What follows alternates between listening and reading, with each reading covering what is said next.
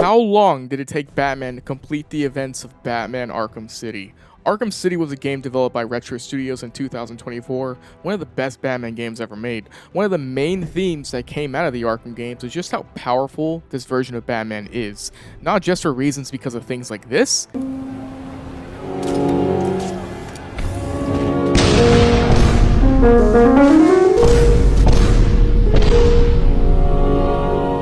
but also because of how he's able to complete these games in just one night, considering how much is thrown at him. I made a video about this same thing in Batman Arkham Knight, and I try to figure out how long it took him there to complete everything, including side missions.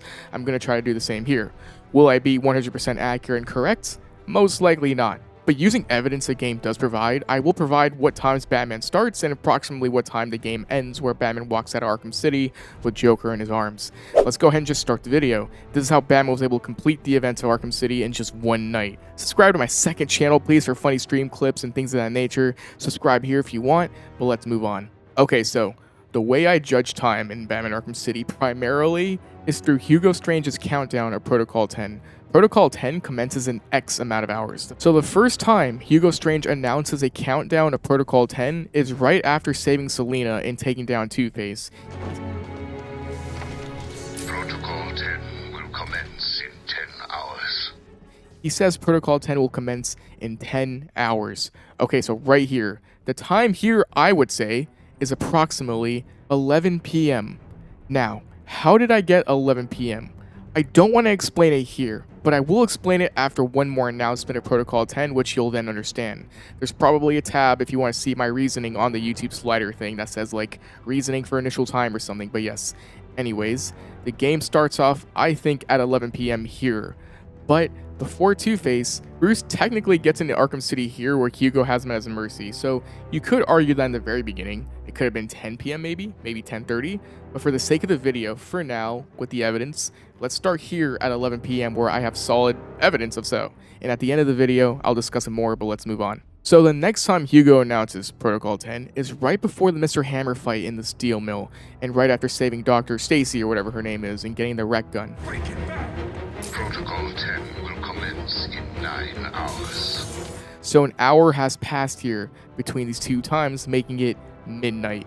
Between these two times, Batman went to the church and met Harley Quinn, saved Aaron Cash because he sucks, found a way to track down the Joker after the church explosion, goes into the steel mill, saves the Doctor, and goes on to find Joker. Also, side missions that become available between these times includes AR training, Riddler trophies, Fragile Alliance, Cold Call Killer, Acts of Violence, and Watcher in the Wings.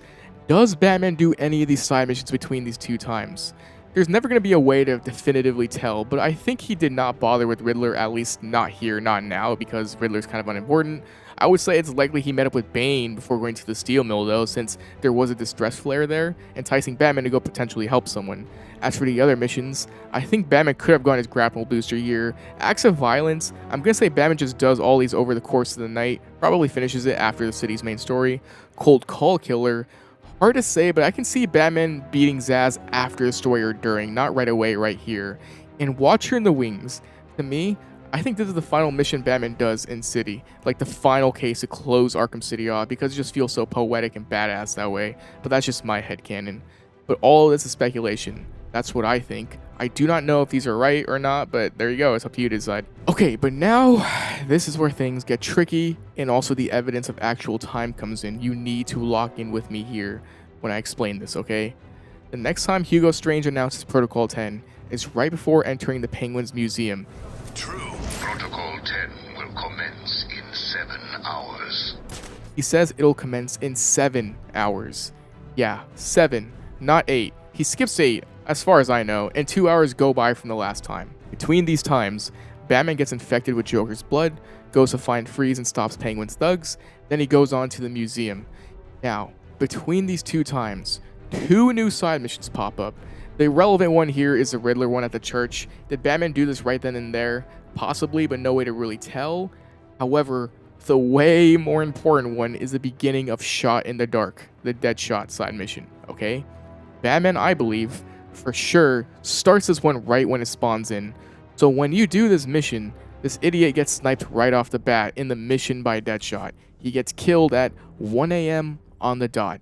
And how do I know he gets killed at 1 a.m.? Because near the end of the side mission, Batman finds a list of all the Deadshot targets, and as you can see, Lawrence Graham is his name. That was the guy that got killed, and it tells us the time he's supposed to die.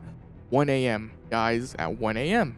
So because of this side mission, we can now infer an actual number on the time, right? I'm going to say right here where this guy dies is a point where the time is now 1 a.m., obviously, and when Batman goes on to the museum after, approximately another hour passes, maybe even a little bit more, as I'll explain in a bit here.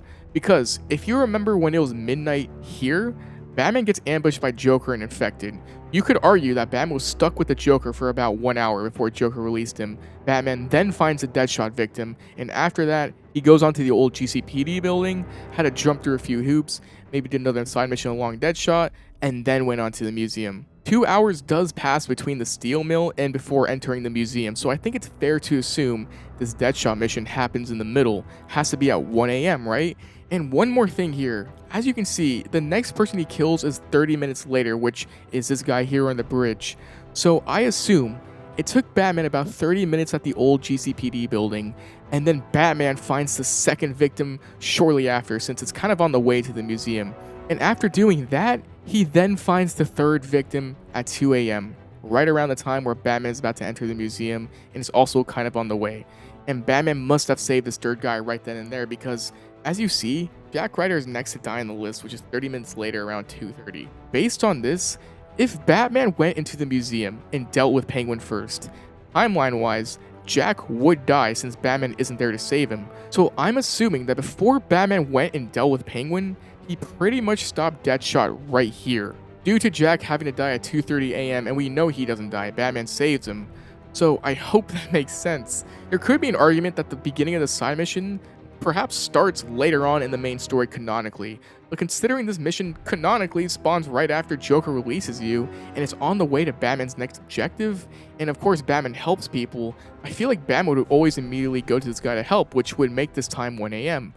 Now, I'm still stumped here, because by this logic, after Batman stops Deadshot, it's basically around 2:30 a.m. here, just before Batman enters the museum, and there's 7 hours until Protocol 10, which means Protocol 10 starts at around 9 a.m.? And that doesn't even factor in the events that happen after that, which includes Hugo Strange dying and the whole Joker mission at the end. So we'll cross that bridge when we get to it. But for now, that's my thought process. Hopefully that makes sense. It's why I started time at 11 a.m. in the beginning of the video. But for the sake of the video now, we'll say that Batman enters the museum around 2:30 a.m. Hey, Gotham Paladin from the future here after I made the video. So I overlooked something when originally making the video. So I didn't factor in that Batman goes into the museum, but then he immediately exits right after to stop the Penguin jammers. So during this time, Batman definitely could have found a third victim, and it leading to Batman finding Deadshot's target list, saving Jack Ryder, and then stopping Deadshot. And after destroying the rest of the towers, it could then be 2:30 a.m. right here when he goes back to the museum. So this could fit pretty well into the story's narrative, and I overlooked it, so I wanted to bring it up in the video. But even though I overlooked it, everything I explained previously still fits and makes sense with the Deadshot mission. So yeah, cool, back to the video. Moving on. The next time the time moves is when you're in the sewers, right before opening the door to progress to Ra's al Ghul here. Protocol 10 will commence in 5 hours. Protocol 10 commences in 5 hours. So this would make the time around 4 a.m. because, right, he previously announced 7 hours just before the museum, so factoring in now, it's 4 a.m. here. Between these times, Batman stops Penguin, saves Mr. Freeze, stops Grundy, and tracks down the assassin into the sewers. The only new side mission here that pops up is the first Hush victim, which I can see Bruce passing on at this point since he's in a hurry to track down the assassin, and he's running out of time at this point. The body is dead, so it's not like it's going anywhere. That's my guess, though. I feel like Hush is the kind of side mission that Batman does after beating the main story. Next time Hugo Strange announces Protocol 10 is actually an hour later around the same mission. Hugo announces it just before Batman goes up to this ladder and hallucinates about his parents and seeing Talia. Protocol 10 will commence in 4 hours. Time now is 5 a.m. So it took Batman about an hour to get to Ra's, which for me is a bit surprising. Seems like he could do it quicker, but it took him an hour, I guess. There you go. Moving on, though, the next time the time moves is right here. After beating Ra's and just before entering the subway section Predator room, Protocol 10 will commence in 2 hours. Protocol 10 commences in 2 hours, making it 7 a.m. So it took Batman 2 hours for the whole Ra's al Ghul section, which includes meeting up with Talia, doing the trials, meeting and fighting Ra's, and then leaving. So that's interesting. If you're wondering how long it took him, it took 2 hours. Moving on after that, the next time Hugo announces Protocol 10 is at the 30-minute mark. And it's when you're infiltrating the steel mill section again, and you're at this part with the RCB puzzle. Good evening. Protocol 10 will commence in 30 minutes. You all have specific orders for this situation. Follow them. The time is now 8:30 a.m. here, so quite a bit happens between these two times. Batman exits the sewers, finds and interrogates Quincy Sharp. He then goes to the old GCPD building and fights Mr. Freeze, then saves Vicky Vale right after, and then finds a way past Joker's security into the steel mill. Top of this, some new side missions pop up, one of which is Mad Hatter. Batman most likely stops Mad Hatter right then and there because the side mission would make no sense to complete right after the main story, since Batman is inclined to believe Alfred found a cure for the start of the side mission. Batman also probably got the Mind Disruptor upgrade from the cops, so likely after interrogating Quincy Sharp, that would be my guess. But these are the two new main side missions that happen here, which I believe Batman did between these two times. Shortly after this, Hugo Strange announces a 10-minute mark. This happens right before meeting up with Joker in the steel mill and fighting him. Protocol 10 will commence in 10 minutes. It's 8:50 a.m. now, so it took Batman 20 minutes to get to Joker through the steel mill, which, I don't know, I was able to do it in like 5 minutes. I always think that canonically, some places in universe take longer for Batman. Like maybe Predator rooms take Batman way longer than we expect, but I don't know, I just think about that. Also, there is a new side mission here, getting the Freeze upgrade, which I suppose Batman does get before fighting Joker. It would make sense. It doesn't make sense to me that he would do it after or anything, so yeah, I feel like he would get it right then and there. But now, here are where things get a bit trickier. So after the Joker Funhouse fight, you play as Catwoman, and this is the mission where Protocol 10 starts. However, right here, Hugo once again announces Protocol 10 commencing in 10 minutes. Protocol 10 will commence in 10 minutes. So Catwoman is here dealing with the Tiger Guards the same time Batman is just about to fight Joker at the steel mill. So here's the thing. Fitting Catwoman into the timeline is really confusing because you play with her in the beginning of the game. Did Ivy have her dangled for like 7 hours? You know what I mean? My headcanon is that the Catwoman missions start around the time Batman enters the steel mill a second time, but who knows? Let me know about this. Anyways though, Protocol 10 commences once Catwoman clears this room and gets into the vault. Then let Protocol 10 commence. Understood. Commencing in 3, 2. Looks like this kitten's got the cream. Making it 9 a.m. And that's the final time for you, because after this, it's all speculation with not much evidence to me to go off of anymore. After Batman stops Protocol 10 and Hugo Strange and also going to the theater, fighting Clayface and leaving Arkham City with Joker's corpse, that could have all taken another 2, maybe even 3 hours, right? Putting us at around 11 a.m. to even 12 p.m. in the afternoon, which would be my guess. So here, by my logic, because I'm really using that Deadshot time frame, Protocol 10 commences at 9 a.m. with the game roughly ending 2 to 3 hours later with the extra missions. And then we have to factor in that Batman goes back to Arkham City to complete all the side missions and stuff. So I explained my entire thought process, but now I'm going to say that perhaps, and maybe most likely, I am incorrect. There's no way that it's this late by the time Batman stops everything. I wouldn't think so. It would be daytime. It's the next afternoon, you know? But that's the evidence presented to me during Arkham City. But I will be more realistic about this. I'm going to say that this Deadshot mission placement might be complete BS. Let's pick a different placement for this side mission. So the dude here has to die at 1 a.m., right? Factually, it's in the lore of the mission he dies at 1 a.m. or approximately so. I thought about a good time frame of when to put this mission if I can't put it where it canonically happens, and I think the only possible time would be after saving Vicky Vale and after the Mr. Freeze fight. Let's say for the sake of the video, 1 a.m. is right here, where Batman saves Vicky. This is 2 hours before Protocol 10 starts. I would say right here, Batman talks to this guy, and then he dies. Then Batman finds the next victim, since the next victim dies 30 minutes later. Then Batman does Mad Hatter, and then Batman finds the third Deadshot victim, leading him to the stash, saving Jack Ryder, and taking down Deadshot. The issue here is this whole process would take an hour and like 30 minutes, maybe even 20, which is the same time Hugo announces Protocol 10 at the steel mill with 30 minutes before it begins. So You know, if Batman were to save Jack Ryder, he would have to be at the steel mill at the same time where Hugo announces that time. Is that confusing enough? It's really confusing, so I don't know. I think the side mission with the times is utter BS and doesn't fit into the timeline of the game. This would also mean that with the logic that I just said, Batman starts the night at like 5 p.m., which could make sense, but it's also a stretch, you know? What we can also do is that we can just dump all the evidence out the window and just be realistic for a second.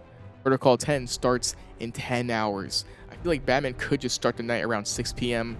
really and end the night around like 5 to 6 a.m. to even 7 a.m. I don't know, bro. 10 hours for Protocol 10 is a long time when you have to fit in a realistic setting with the side missions. It could be 8 a.m. to 6 a.m. too. You could go on all day. But with my original logic in the beginning of the video, the 10-hour mark would start at 11 p.m. and then the game would end around 11 a.m. to even 12 in the afternoon. Which, who knows, maybe that is real time. Maybe Gotham is just dark most of the time, even when it's supposed to be light out, you know? Because I like to go off quote-unquote evidence, and the Deadshot one is the only one that does that for me, so that's a thing. Let me know if my video sucked or what, because it's hard to get a grasp on the time if we're factoring in that Deadshot mission alongside every other mission too. Something I want to address though, I think when Batman comes back to Arkham City at the very end of the game, that could canonically possibly be the next day, right? Arkham City can't shut down in a day, so maybe Batman comes back to stop some of these missions. The ones I think about are Riddler, Bane, Hush, maybe finding Nora, and the Azrael side mission too. I feel like these can wait until the very end of the game. I like to think the Azrael mission is the final one of the game. It just feels like such a good send-off to Arkham City and a badass introduction to Arkham Knight, but like, you know, that's my headcanon. But that will be the end of the video. Sorry if the answer is vague. I went through my thought process of what I think the time is, but considering how late the game ends, it's possible, but you let me know. Make sure to subscribe to my second channel. Subscribe to this channel if you like content like this, and have a great, fantastic day as well. If you're having a bad day, this is your sign that I'm telling you life gets better. Pain is temporary. Keep your head high. I hope you enjoy the video, and I'll see you next video. Stay safe. Peace.